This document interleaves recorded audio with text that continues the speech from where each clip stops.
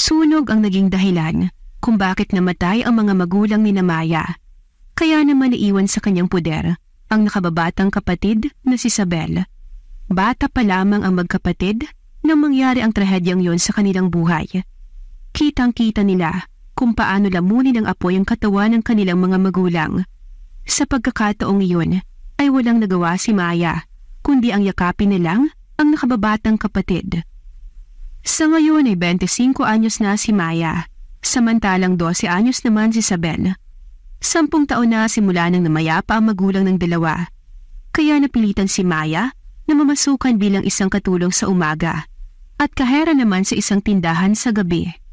Sa edad na 25 ay natutunan ni Maya na maging matatag kahit napapagod na siya araw-araw.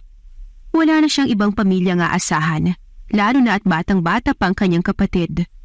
Si Isabel naman ay nag-aaral na ng high school dahil ito ang nais ni Maya.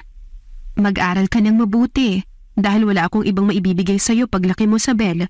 Gagawin ko ang lahat para makapagtapos ka ng pag-aaral at maibigay ko sa iyo ang lahat ng bagay na hindi ko nakuha kina nanay at tatay. Maramdaming wika ni Maya sa kapatid. Tumango naman si Isabel at naluluhang niyakap ang kanyang ate. Salamat, Ate Maya. Hindi ko alam kung paano ko susuklian ang lahat ng kabaitan mo sa akin, pero gagawin ko ang lahat para maging masaya ka. Isabel, masaya naman ako. Nawala man si nanay at tatay sa atin, nandito ka naman sa tabi ko. Huwag kang mag-alala at lalaban tayo. Lalaban ako para sa'yo. Kaya please lang ha, mag-aral ng mabuti at huwag mo nang mag-boyfriend.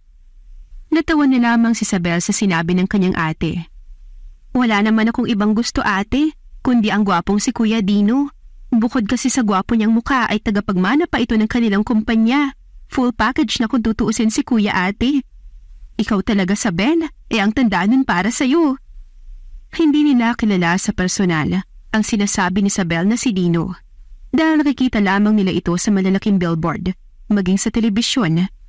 Isang artista si Dino. Bukod doon, ay isa pa itong tanyag na doktor. May sariling ospital ang pamilya nito at kumpanya na tinayo para sa binata. Sa mga oras na yon, ay kinikilig pa rin si Isabel, kaya siniko na ito ni Maya. Tumigil ka na sa pag-iisip sa Dino na yan. Sobrang layo niyan sa atin at ang bata mo pa. Naiirit ang tura ni Maya sa kapatid. Ate, sino bang may sabi na crush ko si Kuya para sa akin? Gusto ko si Kuya para sa iyo, ate. Ilang taon lang naman ang pagitan ninyong dalawa at kahit mahirap tayo, ay alam kong bagay kayo. Che, tumahimik ka nga, Isabel. Kung ano-ano na lamang ang lumalabas diyan sa bibig mo. O siya, pumasok ka na sa paaralan at aalis na rin ako maya-maya papunta sa trabaho. Mag-iingat ka, Ate Maya. Bagay na bagay kayo ni Kuya Dino, kahit na alam kong tao kayo. Natatawang wika ni Isabel, saka nagtatakbo palayo sa kanyang ate. Napailing na lamang si Maya sa kakulitan ng kapatid. Pagkaalis ni Isabel, ay binuksan ni Maya ang kanilang maliit na TV dahil may ilang minuto pa naman siyang natitira bago pumasok sa trabaho. Habang naghihintay ng palabas, ay kumuha si Maya ng pagkain sa mesa at agad umupo sa harapan ng TV. Napangiti pa ang dalaga nang makitang paborito niya ang palabas sa oras na yon. Ngunit ilang minuto lamang ang lumipas, ay biglang lumitaw sa isang news at pinakita doon ang lalaking tinutukso sa kanya ng kanyang kapatid, si Dino. Nasa isang interview ang binata at gwapong-gwapo ito sa suot na puting damit.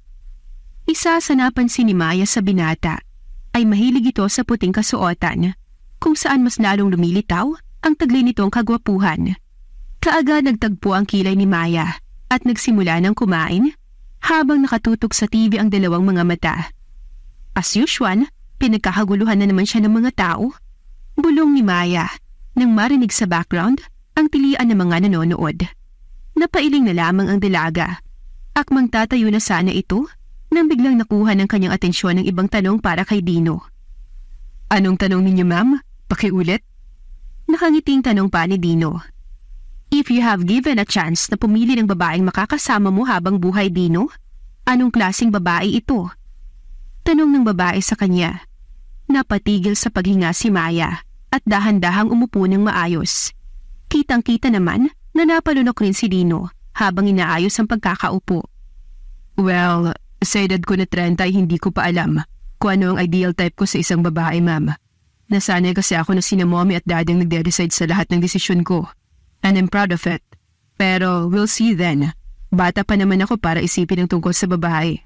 Nariyan lang siya sa tabi-tabi. Ramdam kong nakikinig lamang siya sa akin ngayon. Kaagad na palunok ng laway si Maya at biglang nakaramdam ng init sa pisngi. Ano ba itong nararamdaman ko? Bakit ba ako nag-aaksaya ng oras sa panunood sa lalaking to? Magtrabaho na nga lang tayo, Maya. Kung ano-ano tuloy iniisip mo dyan. Bulong ng dalaga sa sarili, tsaka tumayo na sa pagkakaupo. Paglabas ng bahay, ay dinig naman ni Maya ang hiyawan ng kanyang kapitbahay at alam niyang dahil iyon sa interview ni Dino.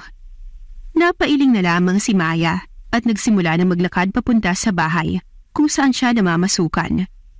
8 oras sa isang araw si Maya kung mamasukan at uuwi rin ito ng alas 5 ng hapon para ipaghanda ang kapatid na si Isabel ng makakain. Pagkatapos ay iiwan niya muli ito upang maging kahera sa isang tindahan hanggang alas 10 ng gabi. Nakakaya ni Maya ang lahat ng gawain sa araw-araw. Sapat din ang kanyang kinikita para sa kanilang dalawang magkapatid. Ang iniisip lamang ni Maya ay kung hanggang kailan kakayanin ng kanyang katawan ang pagtatrabaho araw-araw para lamang may makain silang dalawa. Alam ni Maya na malayong-malayo pa ang kanyang tatakbuhin dahil high school pa lamang ang kanyang kapatid. Ganoon pa man, ay positibo si Maya na makakaya nilang magkapatid ang kanilang pangaraw-araw dahil naniniwala sila pareho na walang pagsubok na ibibigay ang Diyos na hindi nila makakaya. Tinuon na lamang ni Maya ang sarili sa buong araw sa trabaho hanggang sa makauwi sa kanilang bahay. Napangiti na lamang ito nang makita niyang tulog na si Isabel habang yakap-yakap ang kanilang paboritong unan. Pagkatapos maligo ni Maya, ay humiga na rin ito sa tabi ng kapatid at tuluyan ang nilamon ng kaantukan dahil sa pagod na nararamdaman ng kanyang katawan. Bukas uli, Panginoon. Salamat sa buong araw na to. Bulong ni Maya. Sa kabilang banda naman ay si Dino na mag-isang umiinom ng mamahaling alak. Nasa mansyon siya ng kanyang mga magulang ng gabing yun dahil balak siyang kausapin ng mag-asawa. Saktong alas 10 na ng gabi nang dumating ang magulang ng binata, kaya tinapos niya kaagad ang iniinom na alak. Sorry, we're late, son. Masyadong maraming gawain sa opisina at ospital. Wika ng Donya, sabay halik sa pisngi ni Dino. It's okay, Mom. Wala naman akong gagawin bukas. Nakita namin ang interview mo kanina. Nagulat kami dahil wala yun sa script na binasa namin ng daddy mo. How's your feeling about the question? Saan doon, Mom? Kasi marami akong tanong na nasagot kanina. Huminga ng malalim ang Donya at nagsalin sa baso ng mamahaling alak. Tungkol sa babaeng posible mong maging asawa if you have given a chance. Tumawa ng marahan si Dino at agad lumapit sa ama nang makita itong papalapit sa kanya. Matapos siyang yakapin ng Don ay sabay silang umupo sa malambot na sofa. Mommy, wala pa sa isip ko yan. I'm only 30 years old. Bata pa yun para sa akin. Kahit na anak, kailangan ngayon pa lang ay makahanap na tayo ng babaeng para sa'yo. Yung bagay sa'yo. Sabat naman ang Don, kaya napatigil si Dino. Dad, pati ba kayo iniisip rin ang tungkol sa pag-aasawa ko? Bakit po? May nakita na ba kayong para sa akin? Alam kong hinahayaan ko lang kayo sa mga desisyon ko, Daddy. We're aware of that, son. Kaya nang mapanood namin ng mommy mo ang interview kanina, naisip namin bakit hindi kami magsimulang maghanap ngayon for you. Nagulat si Dino at muling natawa sa narinig mula sa kanyang ama. Oh, that's ridiculous, Dad. Pwede bang sa panahon na to, ay ako na magdedesisyon para sa sarili ko? Maybe it's time, Mom, Dad, na ako naman. Hindi basta-basta maghanap ng mapapangasawa. Alam niyo yan. That's why we're here, son. Bakit hindi mo muna kami pakinggan ng daddy mo? Sabat naman ng ina ng binata. Natigil muli si Dino at huminga ng malalim. Kagad siyang tumayo at nagsali na rin ng wine sa kanyang baso. Fine, tell me, anong plano ninyong dalawa? At kung hindi ko magugustuhan, pwede naman siguro akong humindi, tama po ba? Yes, son. Ngayon pa lang ay maghahanap na tayo ng babaeng posible mong maging asawa. Pero nasa iyo pa rin ang desisyon kung ang babaeng yun ang pakakasalan mo o hindi. Ngiting sagot ng ginang.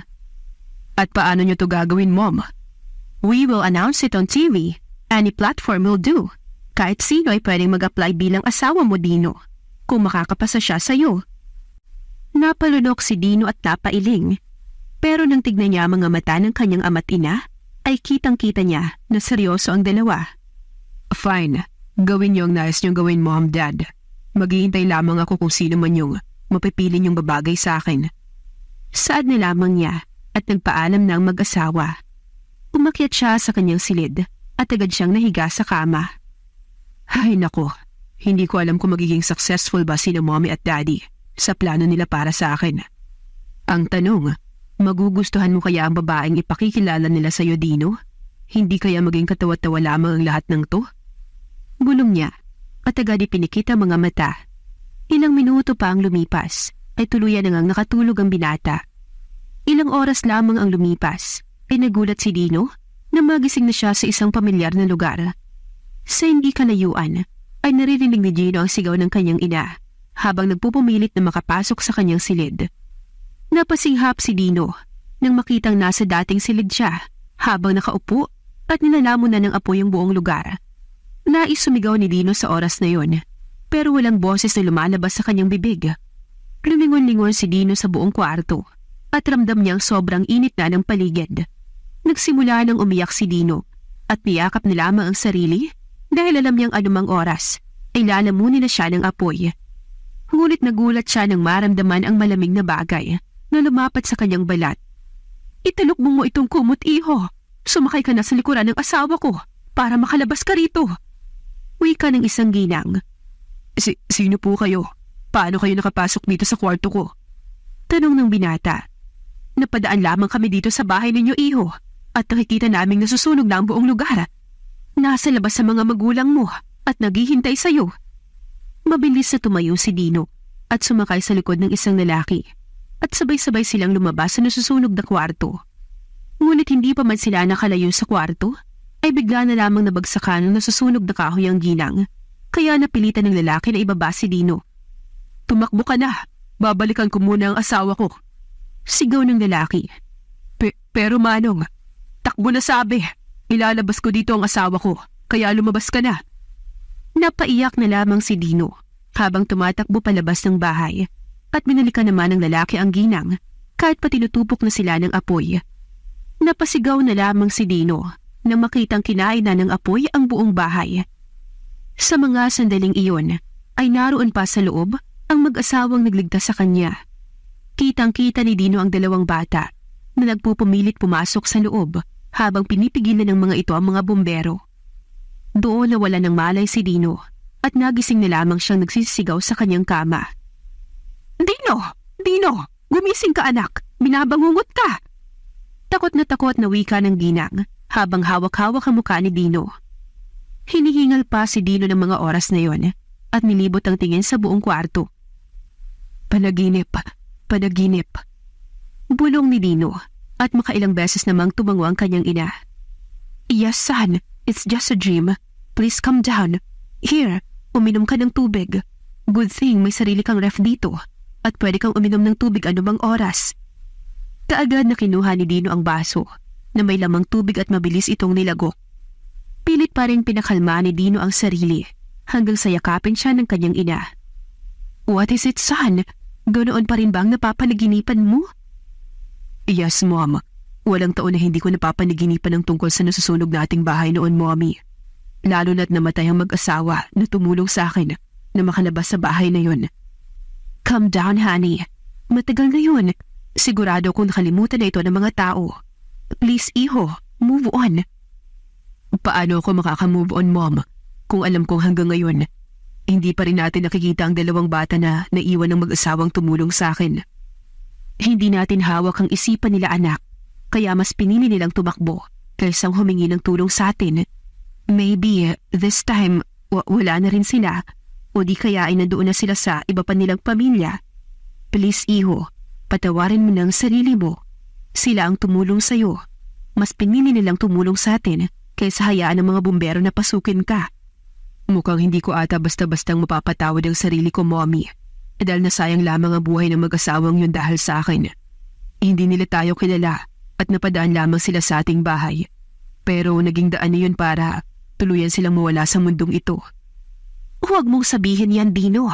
Kahit kailan, hindi kami nagsisisi na nabuhay ka. Ipakita mo sa mag-asawang tumulong sa'yo na tama ang ginawa nilang desisyon na tulungan ka. Please anak, huwag mo nang gawin to sa sarili mo. Ano na lamang mararamdaman ng dalawang yun kung ganito ang ipapakita mo, ha? Son, it's not too late. Napahagulhol na lamang ng iyak si Dino at napayakap sa ina. Alam niyang tama ang sinabi ng kanyang ina, pero pinipilit niya pa ring sisihin ang kanyang sarili sa nangyari. Kung naging mapagmatsyag lamang sana siya, ay wala sanang mamamatay at wala sana siyang pagsisisihan ng ilang taon. Hindi na bumalik pa sa pagtulog si Dino at kinuha na lamang ang kanyang laptop para magtrabaho.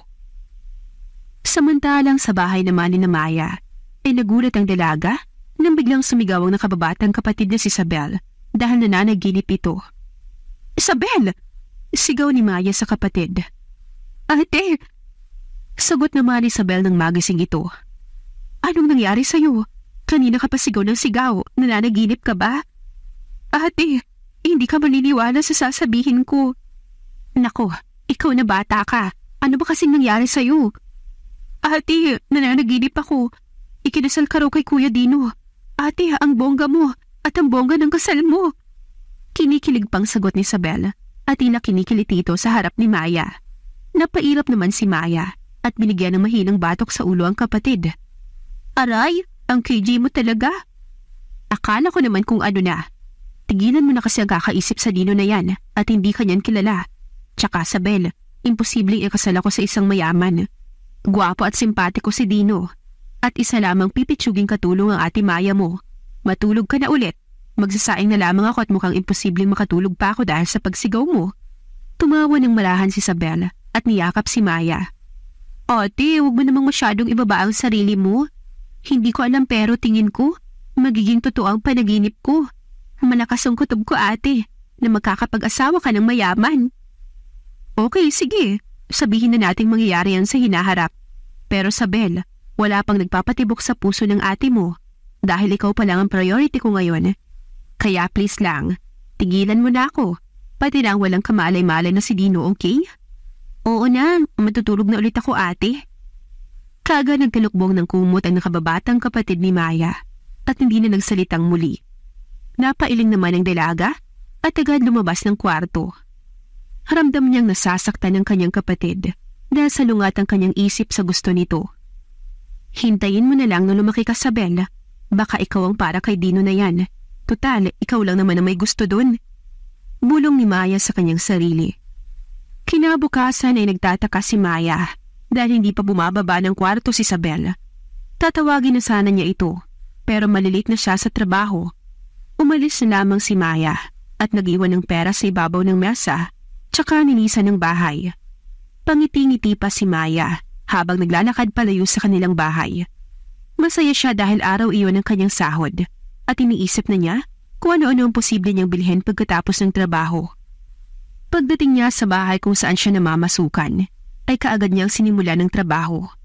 Ngunit makalipas lamang ang 2 oras, ay nagulat siya nang biglang may dumating na bisita ng kanyang amo at kapitbahay niya ito. Maya, kailangan mong umuwi ngayon na. Bakit po? Ang kapatid mo, kanina pa iyak ng iyak. Masakit daw ang ulo. Napasinghap si Maya sa narinig. Hindi na siya nagsayang ng oras at iniwan ang trabaho. Kung ano-ano na ang iniisip ng dilaga hanggang sa makarating siya sa kanilang bahay. Kitang-kita niya si Isabel na tila ba nahihirapan habang hawak-hawak ang ulo. Isabel, anong nangyari sa'yo? Ate, ang sakit ng ulo ko. Ang sakit ng ulo ko. Okay. Dadalhin kita sa ospital. Please, labanan mo yung sakit sa ulo mo. Nandito lang si ate. Tumangon naman si Isabel, ngunit patuloy pa rin ang pag-iyak nito. Kaagad namang naghanap ng tricycle si Maya at sinakay ang kapatid doon. Pagdating sa ospital ay nanlumo si Maya dahil sobrang daming pasyente sa labas pa lamang ng ospital. Ganito ba talaga dito? Bakit ang daming tao? Bulalas ni Maya, kaya napatingin naman sa kanya ang ibang nakarinig. Ate, public hospital po ito. Malamang maraming tao. Nahihirapang wika ni Isabel. Dadalhin kita sa ibang ospital. Huwag ka na munang magsalita, Isabel, please. Hihimatayin na ako sa nervyos dahil sa'yo eh. Kaagad sumakay ang dalawa sa tricycle at sa isang pribadong ospital dumiretso. Nanlaki pa ang mata ni Isabel na makarating sila sa ospital at pilit kinausap ang kapatid. Ate Maya, sigurado ka ba dito? Private hospital to ate at pagmamay-ari ito nila. Hindi pa man natapos ni Isabel ang sasabihin ay pinandakahan na siya ng mata ni Maya. Tumigil ka na sabi. Huwag kang mag-alala sa babayaran natin dito dahil ako maghahanap ng paraan. Ano nga namang iuwi kita sa bahay? Pumasok na tayo. Wala namang nagawa si Isabel dahil kilala niya ang kapatid. Abot-abot naman ang kaba ni Maya nang makitang tumahimik na ang kapatid at napahawak muli ito sa ulo. Nang makapasok sila sa emergency room, ay kaagad naman silang inasikaso ng mga doktor at nurses. Naiwan naman si Maya sa labas habang pinasok sa isang silid ang kapatid. Diyos ko, tulungan niyo po ang kapatid ko. Siya na lamang ang naiwan sa akin. Please, huwag mo siyang kunin sa akin. Sa isip-isip ni Maya, habang hinihintay ang paglabas ng doktor na tumingin kay Isabel. Makalipas ang isang oras, ay napatayo si Maya nang makita ang paglabas ng doktor. Kumusta po ang kapatid ko, Dok? Hinihintay pa namin ang result ng kanyang MRI, miss. Sa ngayon, binigyan muna namin siya ng pampatulog upang hindi maramdaman ang sakit ng kanyang ulo. Sige po, Dok. Pero bubuti pa naman po ang kalagayan niya, Dok, hindi ba? We'll see about that. Sana hindi ganoon kalala ang sakit sa kanyang ulo dahil malakas ang kutob ko bilang doktor na may tumor siya sa utak. Napatulala si Maya sa narinig at dahan-dahang napaupo. Hindi niya namalayan na tumulo na pala ang kanyang mga luha. Tinapik ng doktor ang kanyang balikat, tsaka ito umalis sa kanyang harapan. Pilit pinatatag ni Maya ang sarili para sa kapatid, pero hindi niya mapigilan ang sarili na mapaiyak sa sitwasyon ni Isabel. Nay, tay, ang kapatid ko. Tulungan niyo po siya. Huwag niyo munang hayaang mag-isa akong mamuhay dito sa mundo. Walang awa kayong kinain ng apoy at kinuha kayo sa amin. Huwag naman sanang pati si Isabel ay kukunin din sa akin. Saad ni Maya at napayakap sa sarili. Nang kumalma ang dalaga, ay siya namang pagbalik ng doktor. Bit-bit ang resulta ng kapatid. Tama ang hinala ko, miss. May tumor sa utak ang kapatid mo. Pero huwag ka munang mag-alala ng lubusan dahil maliit pa naman ito. Good thing at nadala mo agad siya rito ng maaga dahil pwede pa natin itong magamot ng dahan-dahan. Ibig niyong sabihin, Dok, hindi kailangan ng operasyon? Yes, second option na yung operasyon dahil maliit pa naman ito at posibleng matunaw pa sa gamot na kanyang iinumin. Tila naibsa ng kaba ni Maya at tumango sa doktor. Sige, Dok, bibilhin ko ang lahat ng gamot na irereseta niyo sa kapatid ko. Maging okay lang siya. Tumango ang doktor, tsaka ginawa na nito ang susunod na hakbang para kay Isabel. Napaiyak naman si Maya nang makita ang kapatid sa emergency room at gising na ito. Ate, makakauwi na ba ako? Oo naman, Isabel. Uuwi na tayo ngayon pagkatapos kong magbayad, okay? Malayo lang naman sa bitukay ang sakit mo. Kakayanin nating dalawa. Pasensya na, ate. Dumagdag pa tuloy ako sa gastusin mo. Ang bata-bata mo pa pero pasan-pasan mo na ang problema sa mundo. Huwag mong sabihin yan, Isabel. Ikaw na lang ang pamilyang meron ako. Kaya please, lumaban ka. Walang silbi ang perang naipon ko kung mawawala ka sa tabi ko. Tumango na lamang si Isabel at niyakap si Maya. Nais pang umiyak ng dalaga pero kailangan niyang pigilan ng sarili dahil kailangan niya pang pumunta sa kanyang amo para manghiram ng pera. Iniwan muna saglit ni Maya ang kapatid at tumiratso sa bahay ng kanyang amo. Kaagad naman siyang binigyan ng pera dahil may ilang buwan naman siyang sahod na hindi pa nito naibigay. Pagkatapos ay dumiretso na siya ng ospital at agad binayaran ang bill ng kapatid. Bago sila umuwi, ay binili muna ni Maya ang lahat ng reseta ng doktor. Magpapahinga ka na muna dito sa bahay, Isabel. Ako na ang kakausap sa guru mo na hindi ka muna makakapasok. Kailangan ko magdoble kayod para sa gamot mo. Okay po, ate. Hindi naman siguro bawal ang TV, hindi ba? Wala akong gagawin dito sa bahay, kaya manonood na lamang ako ng TV. Wala namang sinabi ang doktor kaya okay lang. Alis na muna ako, ah. Ang gamot mo, may nilagay na akong oras para dyan. Huwag kang magdalawang isip na tumawag ng tulong kapag may nararamdaman kang sakit. Tumango ang kapatid ni Maya, kaya nakahinga ng maluwag ang dalaga. Iniisip niya kung saan siya maghahanap ng pera, lalo na at ubos na ang sinahod niya. Ganun pa man, ay hindi pinahalata ni Maya sa kapatid ang problema upang hindi ito malungkot. Bumalik si Maya sa bahay kung saan siya namamasukan dahil sayang rin ang kanyang sahod sa araw na yon. Habang si Isabel naman ay nakikinig ng TV habang nakapikit ang dalawang mata. Matutulog na sana ito nang biglang marinig ang pangalan ni Dino. Mabilis na naupo ng tuwid si Maya at tutok na tutok sa balita. Maya-maya ay nagsisigaw siya sa nakita. Pakanta-kanta pa siya habang naghahanap ng mga gandang damit ni Maya at hinanda ito sa ibabaw ng kama. 10:00 na ng gabi nang makauwi si Maya.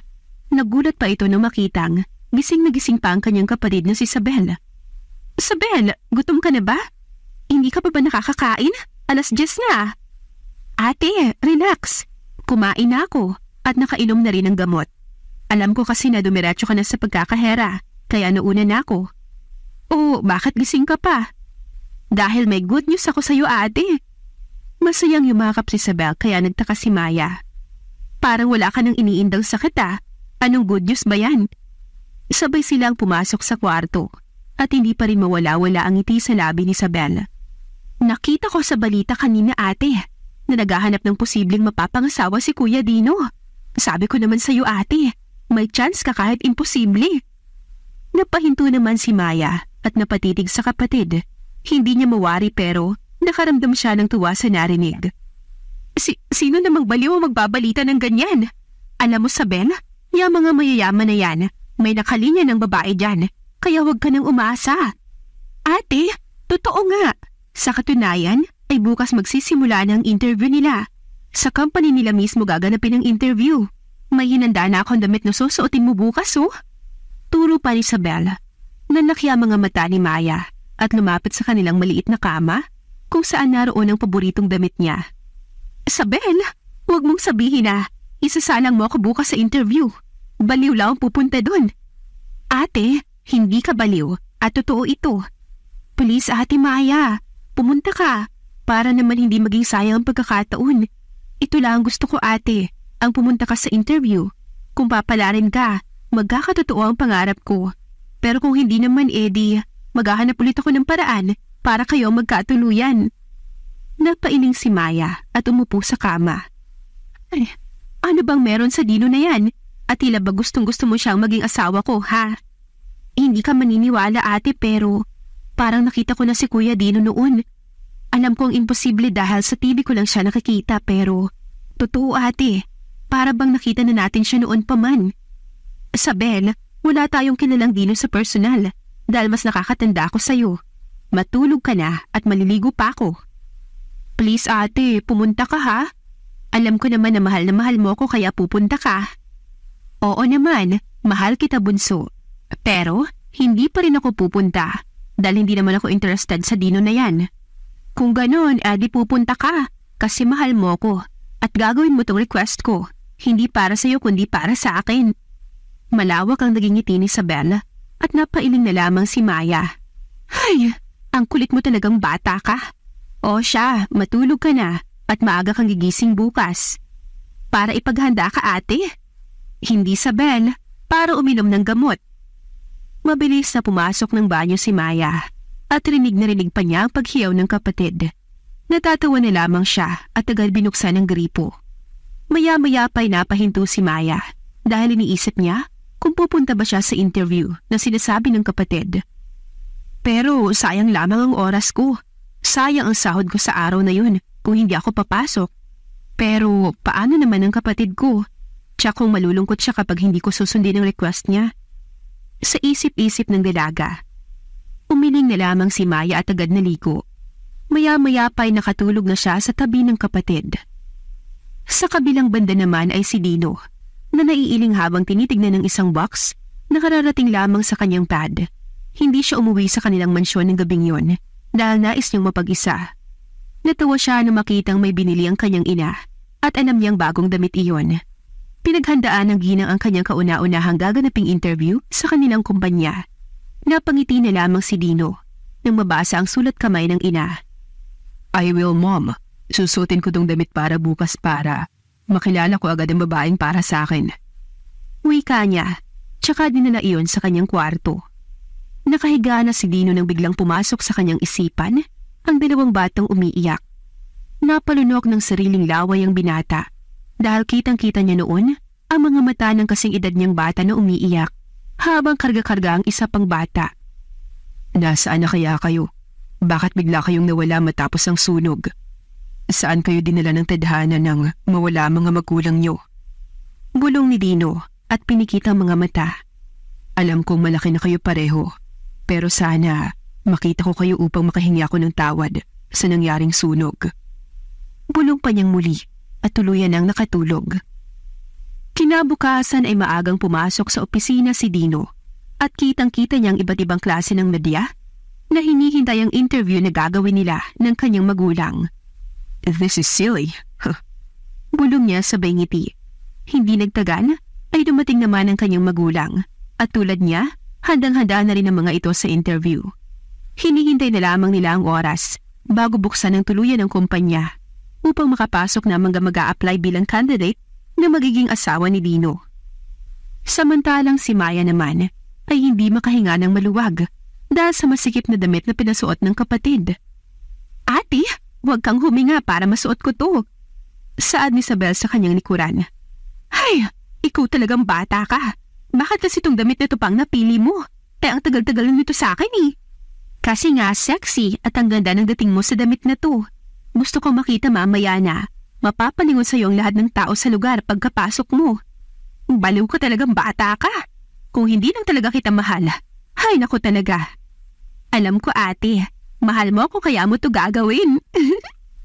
Natatawang wika ni Isabel. Napailing na lamang si Maya at huminga muna ng malalim. Hindi nagtagal ay nagulat si Maya nang makita ang kanyang sarili sa salamin. Ngiti-ngiti rin ang kapatid niyang si Isabel. Ibang-iba ang kanyang alindog sa oras na yon. Kurbang-kurba ang kanyang katawan dahil sa suot na bestida. Napangiti si Maya sa nakita at mas lalo pa siyang tumangkad nang masuot ang may kataasang heels. Saan mo nakita tong lahat ng gamit ko, Isabel? Matagal ko na tong hindi nagamit Tanong niya sa kapatid na pumuyasto muli sa kanyang likuran. Hinanap ko ate. Mabuti nga at bagong-bago pang tignan. Hindi mo kasi masyadong nagagamit dahil naka-t-shirt ka lang araw-araw. Pero tignan mo ate, ang ganda. Parang hindi na ikaw ang ate ko Ikaw talaga, Isabel. Sasama ka ba sa akin o magpapaiwan ka dito? Dito na lang ate. Naka-live naman ang interview ngayong araw, kaya makikita kita sa TV. Paano mo malalaman na doon ako pupunta? Malay mo papasok pala ako sa trabaho. Pagbibiro niya sa kapatid. Malaki ang tiwala ko sa iyo, Ate Maya. Alam kong pupunta ka sa interview ni Kuya Dino. Kinikilig naman sagot ng bata. Walang nagawa si Maya kundi yakapin ng kapatid. Pinaalalahanan niya ito na inumin ng gamot sa tamang oras bago ito tuluyang umalis. Pumara ng taxi si Maya dahil nahihiya naman siyang mag-tricycle dahil sa kanyang suot. Nagtaka pa si Maya nang makapasok sa loob ng taxi dahil tila gulat na gulat ang driver sa kanya. Manong, okay lang po kayo? Tumango naman ang driver at pinaandar na ang sasakyan. Habang nasa loob ng taxi si Maya, ay naglagay lamang ito ng pulbos sa kanyang muka at lip gloss sa kanyang labi. Masasabing hindi na kailangan maglagay ng kolorete ni Maya sa kanyang muka dahil ipinanganak siyang may makinis na muka at maputing balat. Nagmumukha siyang mayaman sa kanyang aura ng araw na yun. Habang palapit ng palapit si Maya sa pupuntahan, ay hindi maitatangging kinakabahan siya. Halos hindi maintindihan ni Maya ang kanyang sarili dahil ramdam niyang anumang oras ay parang maiihi siya. Maya, kalma. Ginagawa mo to hindi dahil interesado ka sa Dino na yun, kundi dahil mahal mo ang kapatid mo. Kaya okay lang kung hindi ka nila mapili. Bulong niya sa kanyang sarili. Inang saglit pa ay huminto na ang sasakyan at nagbayad ito. Nagulat pa nga siya dahil biglang nagsitakbuhan ng ilang media palapit sa kanya.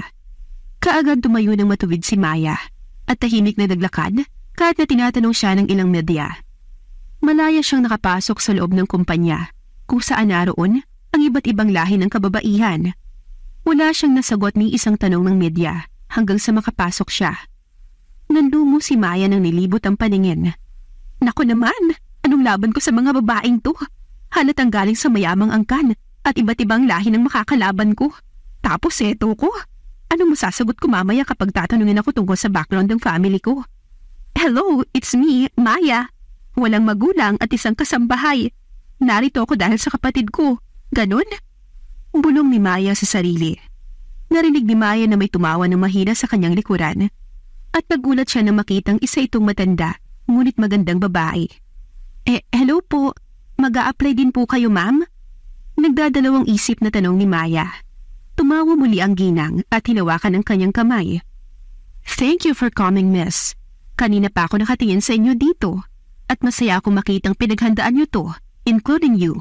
Huwag kang kabahan, isipin mo na lang mag-a-apply ka bilang trabahante dito. And by the way, I am Mrs. Ramos, mother of Dino Ramos. Kindat na sagot ng ginang. Napasinghap naman si Maya sa nalaman. Magsasalita na sana siya nang biglang may tumawag sa ginang. Iwan na muna kita, iha. Huwag kang kabahan, okay? By the way, hindi kita kilala, pero nakuha mo ang atensyon ko nang pumasok ka dito sa loob. Laban, kaya mo yan. Saad pang muli ng ginang, tsaka iniwan na si Maya. Napailing na lamang si Maya at inayos ang sarili. Maya-maya pa'y narinig ni Maya ang tilian ng ilang kababaihan dahil lumabas na si Dino. Dahan-dahang nagtaas ng tingin si Maya at tila tumigil ang takbo ng kanyang oras nang makita sa personal ng lalaki. Malayo si Dino sa kanya, pero kitang-kita niya ang kakaibang taglay na kagwapuhan ng lalaki at karisma nito. Napakurap si Maya nang makita niyang nilibot ni Dino ang paningin at huminto ito sa kanya. Nagtagpo ang kanilang mga mata at nagulat din sila pareho. Hindi maintindihan ni Maya pero pakiramdam niya ay nagkita na sila ng binata. Hindi nga lang niya iyon matukoy kung saan at kailan. Nag-iwas ng tingin si Maya dahil kitang-kita niya na walang balak magbitaw ng tingin ng binata. Pumwesto na ang ilang kababaihan at pumunta naman si Maya sa pinakalikuran. Samantalang si Dino naman ay hinahanap ang babaeng kanyang nakatitigan. Bigla na lamang itong nawala dahil sa dami ng babae na pumila sa kanya. Those eyes. Bulong ni Dino. Nagulat pa siya nang bigla siyang hawakan ng kanyang ina sa kamay. Focus, son. Magsisimula na tayo. Pumasok na tayo sa loob at isa-isa natin silang tatanungin. Nasa loob na rin ang ilang media at hinihintay ka. Bulong nito kaya napatungo si Dino. Pagkapasok nila sa loob, ay agad nagsalita ang kanyang magulang sa harap ng media. Hindi naman nagsalita si Dino dahil iniisip niya ang babaeng nakita sa labas. Hanggang sa nagsimula na ang interview at napahilot na lamang si Dino sa kanyang batok dahil hindi pa pumapasok ang babaeng kanyang hinahanap. Nagkaroon ng break ang lahat, kaya nilapitan ni Dino ang kanyang ina. What's wrong? Ayaw mo ba ang planong ito? Sabihin mo sa amin, anak, at ititigil namin to. Alam mo naman na ikaw pa rin ang masusunod kahit may mapili kami ng daddy mo. Mom, I think I saw her. Sino, anak? Yung anak ng mag-asawang nagligtas sa akin. Sigurado ka ba? You never talk to them nang mangyari ang sunog dahil nasa ospital ka noon nagpapahinga. Yes, Mom. But those eyes, I see her eyes, Mom. Sigurado ko na siya ang babaeng nakita ko kanina. Son, maybe you're just daydreaming. Sabihin mo sa akin kung nais mo pa itong ipagpatuloy o hindi na. In order to know her, Mom, kailangan ipagpatuloy natin to. Pero wag mo nang tanungin ng kung ano-ano, dahil mukha lang nila ang titignan ko. Got it, honey. Please stand by. Nakahinga ng maluwag si Dino. Alam niyang hindi niya pagsisisihan ng araw na yon. Sakaling totoo man ang kanyang hinala. Ilang sandali lang ay nagsimula na muli ang paghahanap. Ngunit kitang-kita sa mukha ng mga kababaihan ng inis nang pinalabas sila kaagad kahit hindi pa nagsisimula ang tanong. Sa labas naman ay si Maya na nakatayo habang hinihintay na matapos ang iba. Bagot na rin siya dahil ilang oras na silang nakatayo. Hanggang sa nagtaka si Maya dahil sobrang bilis matapos ang interview ng ilang babaeng pumapasok sa loob. May isang umiiyak pa habang tumatakbo palabas. May ilan naman na galit habang inaayos ang damit. Interview ba yun? Titig lang naman ang ginawa ng Dino na yun. Hoy lalaki, wala ka mahanap na kasing yaman at ganda ko. Inis na wika ng babae at nagmarcha na palabas ng building. Napailing na lang si Maya at hinintay na matapos ang lahat. Alauna na ng hapon nang tawagin siya upang pumasok sa loob. May ilang kababaihan pang humabol at sa kanyang likuran nakapwesto. Pagkapasok niya sa loob ng isang pribadong silid, ay nagulat si Maya dahil kaunti lamang ang naroon sa loob kasama ang iilang medya. Nang magtagpo ang mga mata ni Maya at ni Dino, ay tila nais umatras ng dalaga. Hindi niya mapigilan ang sarili na kabahan, lalo na't ginawa lamang niya ang lahat ng ito para sa kapatid niya. "Good afternoon, Iha!" Ngiting wika ng Donya, kaya napatingin si Maya sa ginang. Good afternoon po. Pasensya na po kayo. Parang ayoko na pong ituloy ang pag-a-apply bilang asawa ni Sir Dino. Utal na sagot ni Maya. Nagulat ang ginang at pati si Dino na tahimik lang. Nang walang makuhang sagot si Maya, dali-dali siyang tumakbo. Ngunit nakatayo na si Dino upang pigilan siya. "Sandali." Napasinghap si Maya at dahan-dahang humarap. Sir? Anong pangalan mo? At bakit kinakabahan ka na kaharap kami ng mommy ko? Kilala mo ba kami? Umiling si Maya at yumuko. "Hindi ko po kayo kilala, sir. Nakikita ko lamang po kayo sa TV dahil paborito kayong panoorin ng kapatid ko. In short, fan niyo po siya." "At bakit ka aatras ngayong nandito ka na sa harap namin?" Muling tanong ni Dino. Wala po kasi akong balak na pumunta dito, sir. Pero ito ang gusto ng kapatid kong may sakit." Napalunok si Dino at dahan-dahang lumapit kay Maya. "Tell me, anong pangalan mo? At ilang taon ka na? At sino ang magulang mo?" Nagdadalawang isip naman si Maya kung sasagutin niya ba ang tanong ng binata. Gayong nais na niyang umatras sa interview. "Please, nandito ka na naman lang. Baka pwedeng sumalang ka na sa interview. Hindi kita pipilitin na maging asawa ko kung sakaling ikaw ang aming mapili ni mommy." Napaatras ng tingin si Maya at kaagad nagtagpo ang kanilang mata. Tila dumaloy ang samot-saring kuryente sa katawan ng dalawa sa oras na iyon. Ako si Maya. May isa akong kapatid na nasa bahay. Si Isabel. 25 anyos pa lamang ako ngayon, samantalang 12 anyos naman ang aking kapatid. Ang magulang ko naman." Napalunok si Maya sa oras na iyon. Hindi niya alam, ngunit biglang bumalik ang lahat ng sakit sa kanyang puso nang malala ang kanyang magulang. Matagal na ang kinalimutan ni Maya ang trahedyang yun, lalo na at nawala ang mga ito ng walang kalaban-laban. "Nasaan ang magulang mo?" Tanong muli ni Dino, kaya napatayo ng tuwid si Maya. "Matagal na silang namayapa. 10 taon na ang nakalipas mula nang mawala sila sa amin at naiwan kami magkapatid dito sa mundo." Napaatras si Dino at dahan-dahang napatingin sa ina, na ngayon ay nakatulala rin. Ilang beses ding napalunok si Maya dahil hindi pa rin mawala sa kanyang puso ang sakit na tila nagising sa oras na yun. "Paano sila namatay, Maya? Ano ang rason bakit sila namatay?" "Kailangan pa ba yun, sir? Ganito ba lahat ng tanong niyo sa ibang babae na nais maging asawa ka? Parang masyado naman atang personal." Dino, son, that's enough. Maya, Iha, can we talk outside please? Tapos na ang interview." Mabilis na wika ng Donya at walang pagdadalawang isip na hinawakan ng kamay ni Maya at sabay silang lumabas ng pribadong kwarto. Nang makalabas si Maya kasama ang Donya, ay agad itong nakahinga ng maluwag.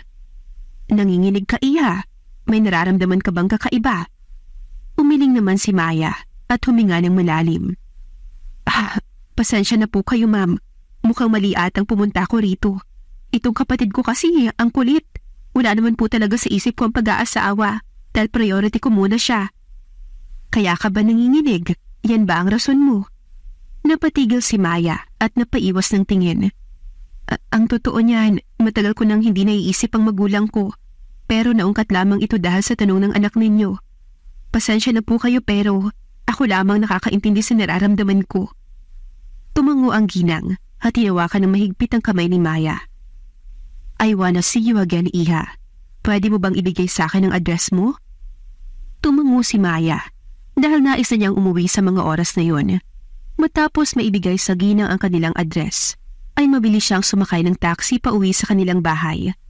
Sa loob pa lamang ng sasakyan, ay sunod-sunod na ang pagtulo ng luha ni Maya at halos hindi na niya ito mapigilan. Pinikit niya ang dalawang mata sa pag-aakalang matatapos ang kanyang luha, pero mas lalo lamang siyang naiyak nang lumitaw ang imahe ng kanyang magulang sa kanyang isipan. Binalikan ni Maya ang huling araw na kasama ang ama't ina.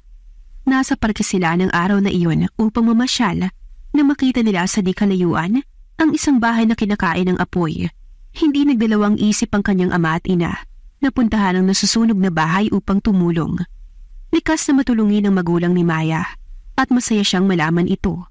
Ngunit sa araw na iyon ay tila kinain ng apoy ang kanyang buong pagkatao nang makitang hindi na nakalabas ng bahay ang kanyang ama at ina at naiwan ito sa loob. Nailigtas nila ang isang batang lalaki pero hindi nailigtas ng mga ito ang kanilang sarili. Napahagulhol na lamang ng iyak si Maya habang yakap-yakap ang kanyang walang kamuwang-muwang na kapatid. Nang lumingon si Maya ay nakita niyang isang batang lalaki. Tulala ito habang nakatingin sa kanya. Nang magtagpo ang kanilang mga mata, ay hindi alam ni Maya ang mararamdaman dahil punong-puno ito ng mga luha. Parang tumigil ang mundo ni Maya sa oras na yun hanggang sa mawala na ang sunog. Wala siyang nakuhang abo o ano paman na pagkakakilanlan ng kanyang mga magulang. Kinausap si Maya ng mayamang mag-asawa pero tanging pagtango lamang ang kaya niyang isagot sa mga ito. Nag-alay ng kandila sa buong lugar para sa kanyang ama at ina. Pagkatapos noon, pinili na lamang ni Maya na kalimutan ng mapait na karanasan at mamuhay ng tahimik. Lumayo si Maya sa kanilang lugar kasama ang kapatid na si Isabel.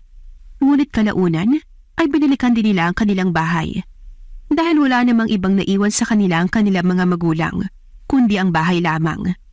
Napahinto si Maya sa pag-iisip nang biglang huminto ang sasakyan. Nakita na lamang niya na nasa labas na pala siya ng kanilang bahay. Kitang-kita niya ang pag-aalala sa mukha ni Isabel, kaya lumabas na siya ng taxi. Ate! Isabel, mag-usap na lamang tayo sa loob. Maraming salamat po, Manong. Pagkaalis ng taxi, ay pumasok na sa loob ang magkapatid. Ate, nakita kita sa TV. Bakit naman kinakabahan ka? Sa dami yung na-interview, ikaw lang yata ang kinabahan. Kasi nga, Isabel, ikaw lang may gusto na pumunta ako. Sorry pero hanggang doon na lang yun, okay? Alam naman natin hindi ako mapipili. Kasi naman ang mga tanong ng Dino na yun. Ate, natural lamang na tanungin ka ng gano'n ni Kuya Dino. Paano na yan? Bagay pa naman kayo ni Kuya Dino. Kahit mas lamang pala ang edad niya kaysa sa edad mo. Paano mo nalaman, Isabel? Akala ko ba magkaedad kami? 30 na si Kuya Dino, ate. Tapos 25 ka. Mas lalo kayong bagay sa nalaman ko. Tigilan mo akong bata ka. Papasok pa ako sa tindahan. Nasayang ang sahod ko ngayong araw, kaya babawi ako sa pagkakahera. Ay naku ate, pahinga ka rin minsan please. Bukas ka na magtrabaho. Huwag kang makulit. Hindi porket may sakit ka, ay hindi kita pepektusan. Sabay na lamang silang natawa ng magkapatid. Kasabay noon, ay nawala na rin ang kalungkutang nararamdaman ni Maya. Ang hindi alam ng dalaga, ay nasa kanyang likuran lamang pala ang ina ni Dino at sinundan siya. Napatulala na lamang ang ginang at napatunayan niya na tama ang sinasabi ng kanyang anak. Si Maya at ang kapatid nito ang batang naiwan ng mag-asawang nagligtas kay Dino. Oh my goodness! Anong gagawin ko? Bakit parang hindi kami nakilala ni Maya? Bakit parang nakalimutan na niya ang lahat at bumalik lamang kanina? Bulong ng ginang at mabilis na pinasibat ang sasakyan. Pagdating ng mansyon ay nagulat pa ang ginang na makitang naroon si Dino na tila ba naghihintay sa kanya. Where have you been, Mom? Kanina ka pa namin hinahanap ni Daddy. Tanong ng binata at niyakap ang ginang. Hindi naman makasagot ang kanyang ina at basta na lamang siyang niyakap nito. Mommy, may problema ba? I saw them, iho. Tama ang hinala mo. Si Maya at ang batang nakita mo noon sa labas na nasusunog na ating bahay. Sinundan ko siya at doon pa rin sila nakatira sa bahay ng kanilang magulang. Totoo po? Kung ganun, kilala niya ako. Kaya ba siya nagpapunta dito? No, son. Sinundan ko siya kanina at nakausap ko siya bago umuwi. Hindi niya tayo nakilala at napatunayan kong kagustuhan lamang ito ng kanyang nakababatang kapatid kaya siya nagpunta kanina. I need to talk to her, Mom. Kailangan ko makahingi ng tawad sa kanilang magkapatid. Baka ito na ang daan para tuluyan ko lang mapatawad ang sarili ko. Huwag ka munang magpadalos-dalos, anak. Hindi natin alam kung anong tumatakbo sa isip nila kapag nalaman nila ang totoo. Ngayon ay gustong-gusto ka pa ng kapatid ni Maya, pero bukas ay hindi natin alam, baka kamuhian ka nila. I don't care, Mom. Matagal ko na silang hinahanap. Ngayon pa ba ako aatras na nakita ko na si Maya? Isang tabi na muna natin ang tungkol sa pag-aasawa, Mom. Si Maya muna ang uunahin ko. Umalis si Dino at hindi na ito napigilan ng ginang. Nanlumo na lamang itong napaupo sa sofa at niyakap ang sarili. Hindi siya makapaniwala na dahil sa kanyang plano ay nahanap nila ang magkapatid na matagal na nilang hinahanap. Nasa loob na ng sasakyan si Dino nang maalala niyang hindi pala niya alam kung saan nakatira ang magkapatid. Kaya binalikan niya ang kanyang ina sa loob. Nagulat pa ang ginang pero agad ding nakuha ang nais ipahiwatig ni Dino. Magkasama silang umalis at dumiretso sa bahay ni Maya at Sabel. Nasa labas pa lamang sila ng bahay ng magkapatid ay abot-abot na ang kabang nararamdaman ng binata. Anak, anong plano mo? Sasabihin mo ba sa kanila ang totoo? Na tayo ang dahilan kung bakit nawala sa kanila ang kanilang magulang? Hindi ko alam, Mom. Pero nais ko silang makitang dalawa at makahingi ng tawad. Sige, dito na lamang ako maghihintay. Ikaw na ang pumasok sa loob. Huminga ng malalim si Dino at agad lumabas ng sasakyan. Hindi pa man siya nakakalapit ng husto sa bahay ni Maya, ay nagulat siya dahil nagsisigaw ang isang batang babae. Ate! Si Kuya Dino nasa labas! Anong pinagsasabi mo dyan, Sabel? Ikaw? Kanina ka pa ha? Hindi na nga ako pumasok para sa'yo, pero ayan ka na naman ulit. Sagot naman ni Maya. Napangiti naman ng tipid si Dino sa narinig at kumuway kay Sabel. Pasok Kuya Dino! Si Ate Maya bang napili mo sa lahat ng babaeng nakausap mo? Mabait ang ate ko, kuya. Bagay kayo kahit magkaibang estado niyo sa buhay. Makulit na wika ni Sabel, tsaka binuksan ang pinto upang makapasok si Dino. Habang nasa loob naman ng kusina si Maya, ay hindi nito maiwasang mapailing. Hindi niya alam na handang magdrama ang kanyang kapatid para lamang inisin siya. Oo na Sabel, halika na dito at kakain na tayo. Yan na nakukuha mo sa kakapanood mo dyan sa sikat na Dino na yan. As if naman kilala ka ng tao. Tumawa si Sabel at tumikim naman si Dino. Kaagad na palingon si Maya at nanaki ang mga mata niya nang makita ang binata. Sir Dino, kayo po pala. Anong ginagawa niyo dito? Paano niyo nalaman ang bahay namin? Sabi sa'yo ate, nandito si kuya eh. Uupo muna kayo sir. Salamat. Pasensya na kung napasugod ako dito sa inyo ng ganitong oras. Si Mommy ang dahilan kung bakit nilaman ko ang bahay ninyo. Oo nga pala. Binigay ko kasi sa Mommy mo ang address ko. Mag-isa lamang ba kayo? May nais po ba kayong sabihin sa akin? Pasensya na ulit sa ginawa ko kanina. Itong kapatid ko kasi. Ni Maya, tsaka kumuha siya ng tubig para ibigay sa bisita. Actually, nandito ko para sabihin sa'yong ikaw ang napili ko. Wika ni Dino. Agad namang nabitawan ni Maya ang baso. Gulat na gulat ang dalaga sa narinig at agad na patitig sa binata. Nagulat ata kita Maya. Sorry. Hindi po sir. Pasensya na po pero sigurado po ba kayo sa desisyon nyo? Na ako ang napili sa lahat ng nakausap nyo kanina? Hindi pa man nakasagot si Dino ay nagsisigaw na sa tuwa ang kapatid ni Maya. OMG! Dream come true! Dream come true! Thank you, Kuya Dino. Matagal ko nang pinangarap na maging nobyo ka ng ate. At sana, maging asawa ka rin in the future. Sabel, tumahimik ka. Nakakahiya sa bisita. Saway ni Maya dito at agad binalik kay Dino ang paningin. Tumango si Dino at ngumiti ng tipid. Yes, Maya. Na makita kita sa lobby kanina. Alam ko na agad na ikaw ang pipiliin ko. Pero huwag kang mag-alala. Liligawan pa rin naman kita upang maging formal kang maging nobya. Nakaramdam ng kilig si Maya sa oras na yon, pero hindi niya mawari ang nararamdaman dahil sobrang bilis ng pangyayari. Kasi Sir Dino, wala pa sa utak ko ang pagnanobyo dahil priority ko ngayon ang kapatid kong si Sabel. Nanlaki ang mga mata ng batang si Sabel at mabilis na pumwesto sa harapan ng ate Maya niya. Ate ha, huwag mo na akong gawing excuse. Alam ko ang gusto mo rin, kaya ka pumunta sa interview kanina. Sige na ate, please. Pumayag ka na. Mas matutuwa ako kung papayagan mo si Kuya Dino na ligawan ka. Tingin ko nga mas mabilis ang paggaling ko eh.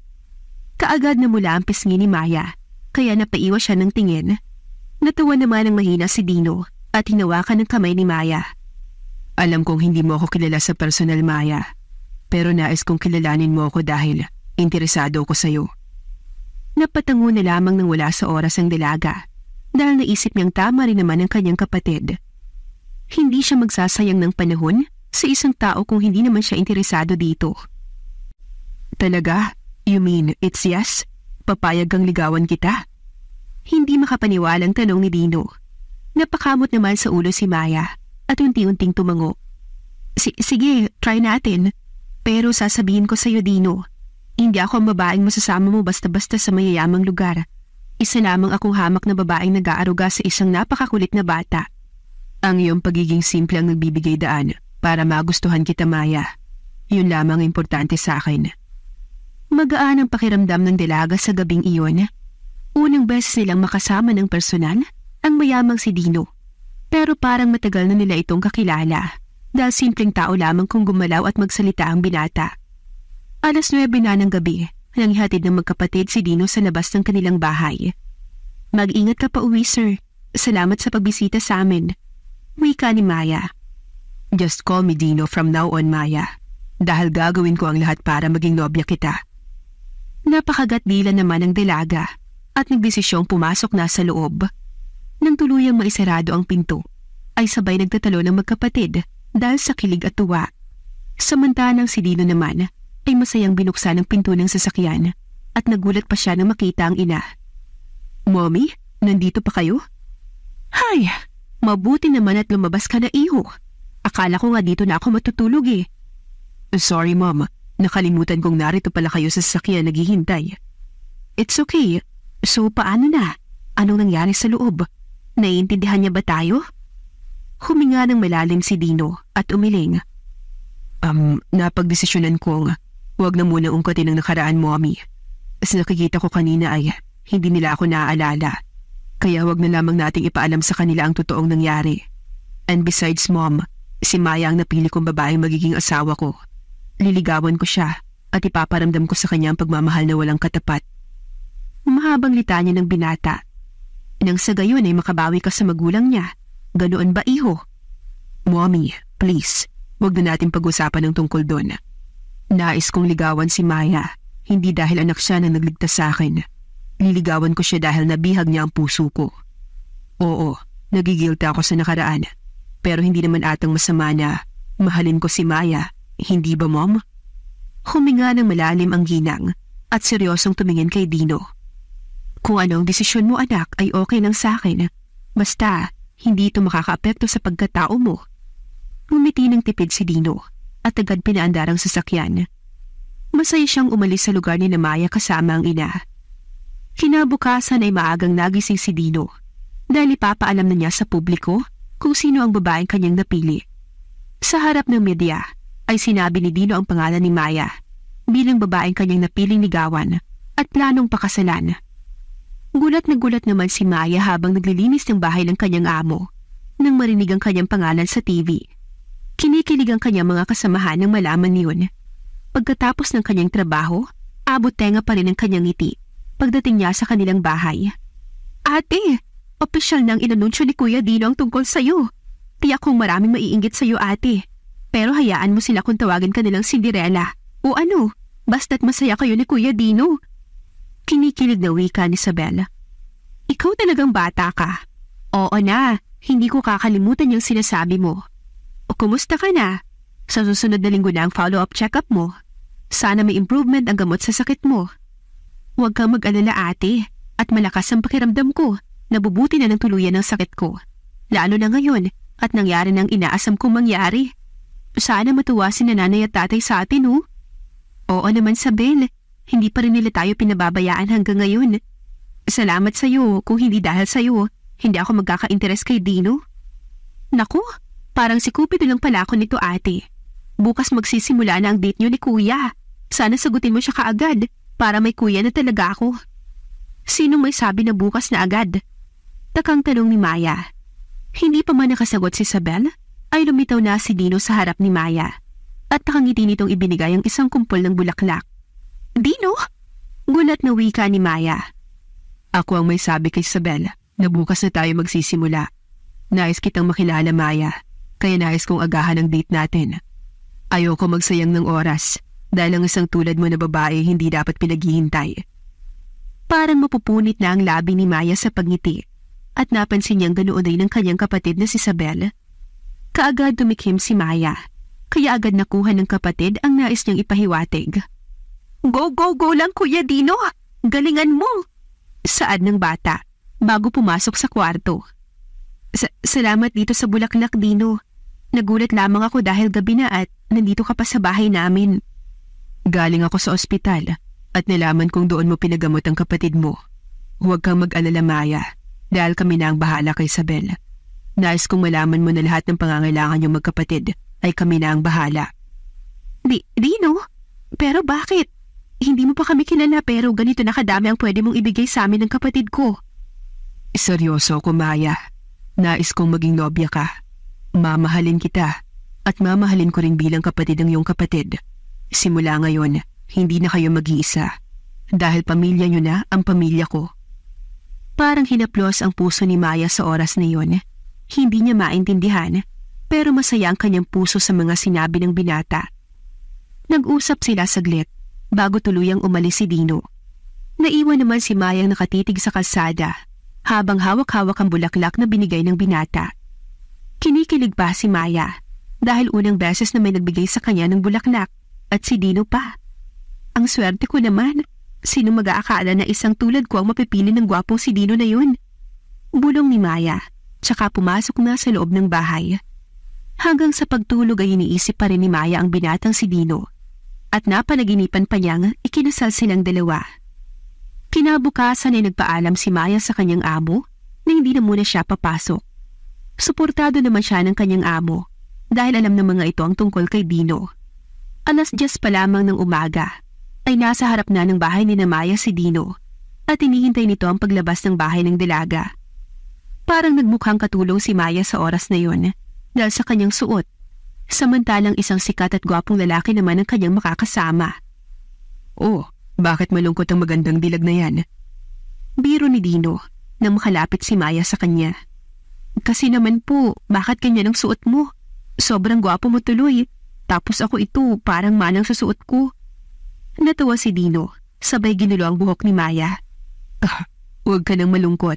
Sa mall naman talaga tayo pupunta at ibibili kita ng gamit. Nais kong isama si Isabel pero ayaw niya tayong gambalain sa unang date natin. Kaya ikaw na lamang ang pumili ng kanyang damit. Naku Dino, hindi ako papayag dyan. Baka anong isipin ng mga tao makakakita sa atin. Baka isipin nilang pineperahan lang kita. Kaya ako pumayag na makadate ka.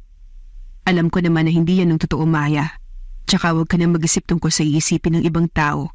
Dahil sarado ang buong mall ngayong araw. Dahil espesyal ang taong papasok ngayon doon. Natulala naman si Maya sa narinig.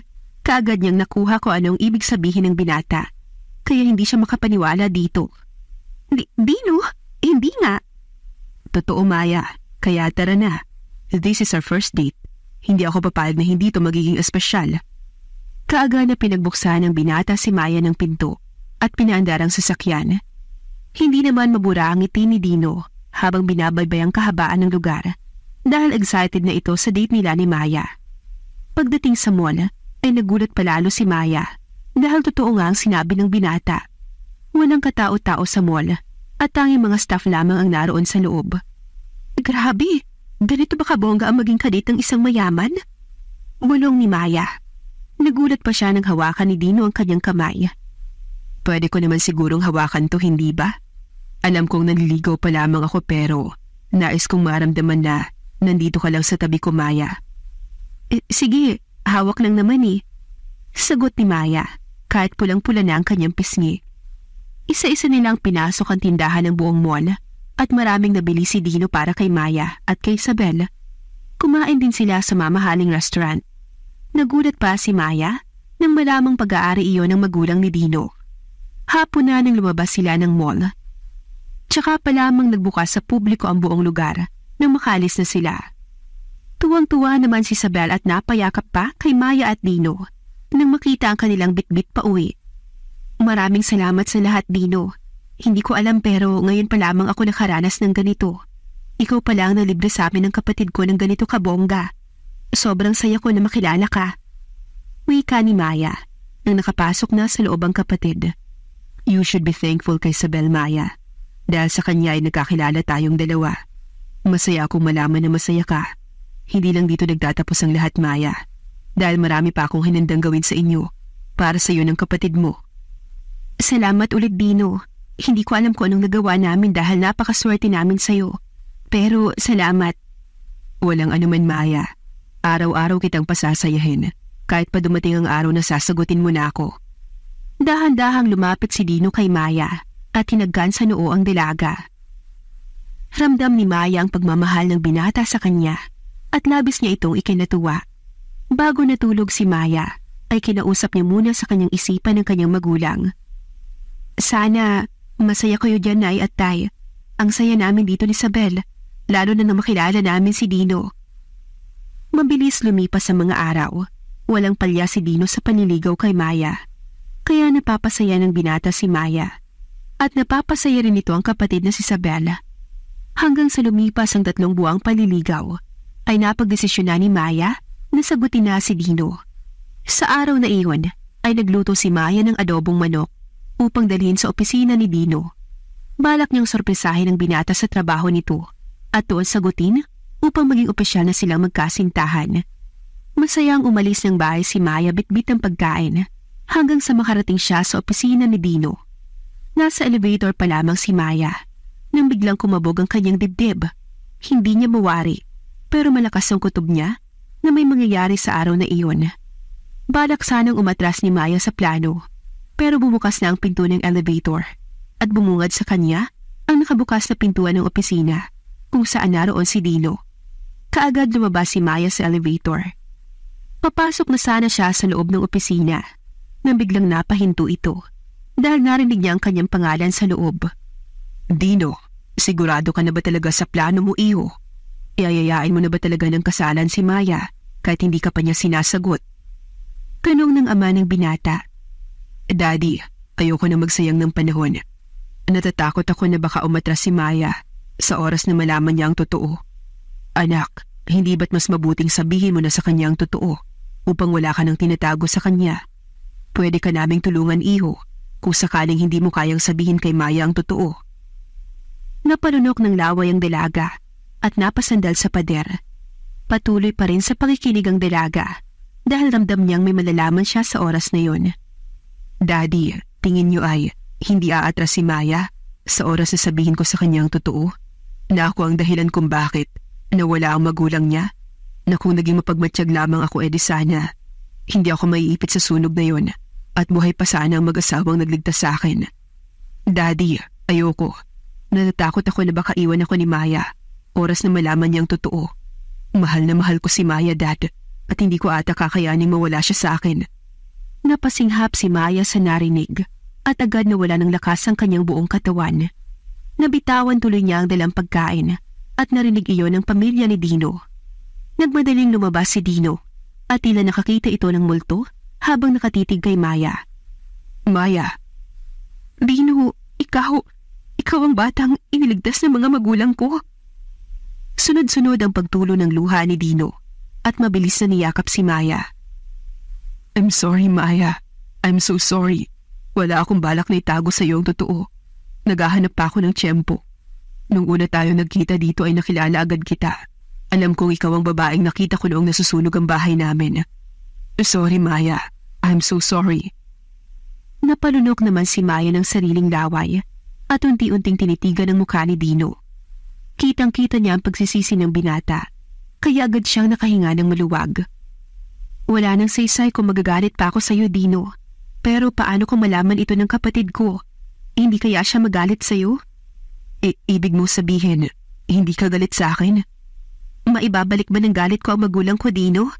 Alam kong hindi nagsisisi ang magulang ko sa pagtulong sa iyo sa araw na yon. Kaya sino ako para husgahan ang desisyon nilang iligtas ka? Masaya akong malaman na ang lalaking mahal ko ay ang lalaking iniligtas ng mga magulang ko. Mahal mo ko? Totoo, Maya? Mahal mo ko? Oo, Dino. Mahal na mahal kita.